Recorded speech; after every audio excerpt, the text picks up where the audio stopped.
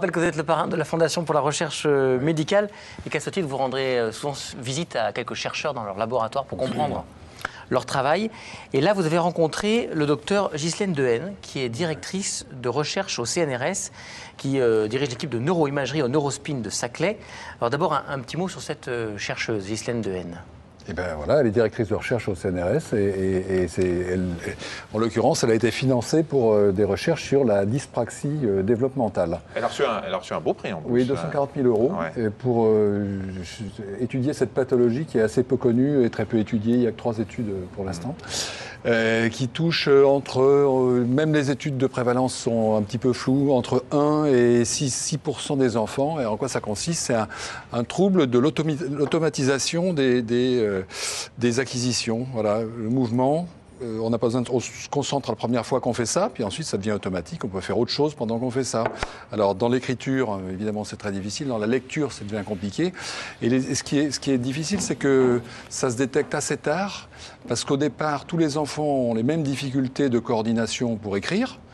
Et puis la différence, la courbe de réussite s'écarte au fur et à mesure, et donc on ne s'aperçoit de cette pathologie que quand il est déjà un petit peu tard. Et on a des difficultés de concentration. Alors, il y a tout simplement, c'est que ces enfants, pour faire ces apprentissages qui demandent de la concentration au début.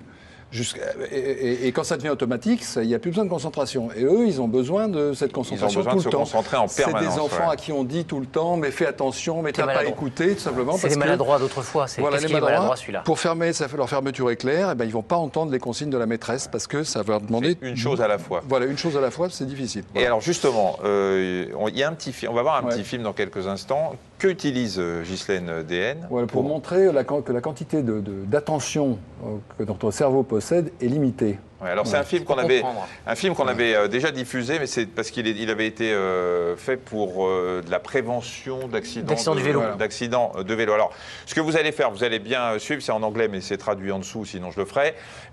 Vous allez bien suivre ce qu'on vous demande. Il va y avoir 2 équipes de basket, une équipe en noir et une équipe en blanc. On va le réexpliquer. Et il va falloir compter les passes faites par l'équipe blanche. Concentrez-vous bien, le film. This is an awareness test. How many passes does the team in white make? Combien de passes l'équipe blanche doit faire?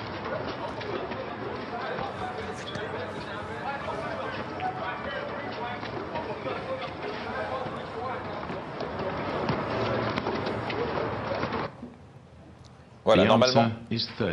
Voilà, il y a eu 13 passes. Maintenant, vous allez revoir le film tout de suite et essayer de vous concentrer non pas sur les passes, mais sur autre chose. Il faut le dire pour qu'on le repère. Vous allez voir passer un ours au milieu. Monsieur déguisé, voilà. Si on ne regarde pas les passes, on voit très clairement. Voilà. Qui fait du moonwalk au milieu de la partie de basket. Et comme on ne s'est pas concentré... Voilà, ça veut dire que notre quantité d'attention, elle est limitée, quoi. Si on est concentré sur quelque chose, on ne va pas entendre le reste. Et voilà le problème de ces enfants. Pendant qu'ils écrivent, ils n'apprennent rien.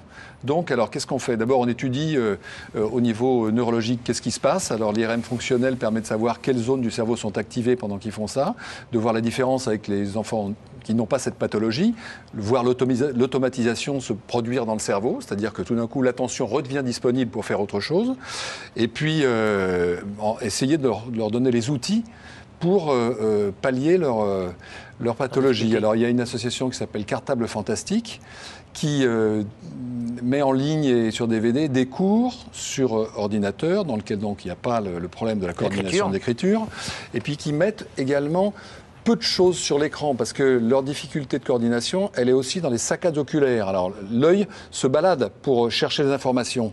Et ces enfants-là ont aussi un trouble de ces saccades oculaires, ce qui fait qu'ils n'arrivent pas à sélectionner ce qui est important ou ce qu'on leur demande dans une feuille ou sur un tableau. Ce qu'on voit là, Thierry, c'est un exemple d'écriture d'enfants dyspraxiques. Oui, alors ça, les enfants en début d'apprentissage, c'est un peu toujours comme ça. Mais le problème, c'est que la différence avec les enfants, c'est que ça continue, ça ne s'améliore pas et même ça empire.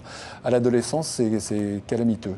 Et l'histoire des saccades oculaires, pardon, je vous coupe, on en avait parlé dans un reportage concernant la dyslexie, où les mécanismes sont évidemment un peu les mêmes.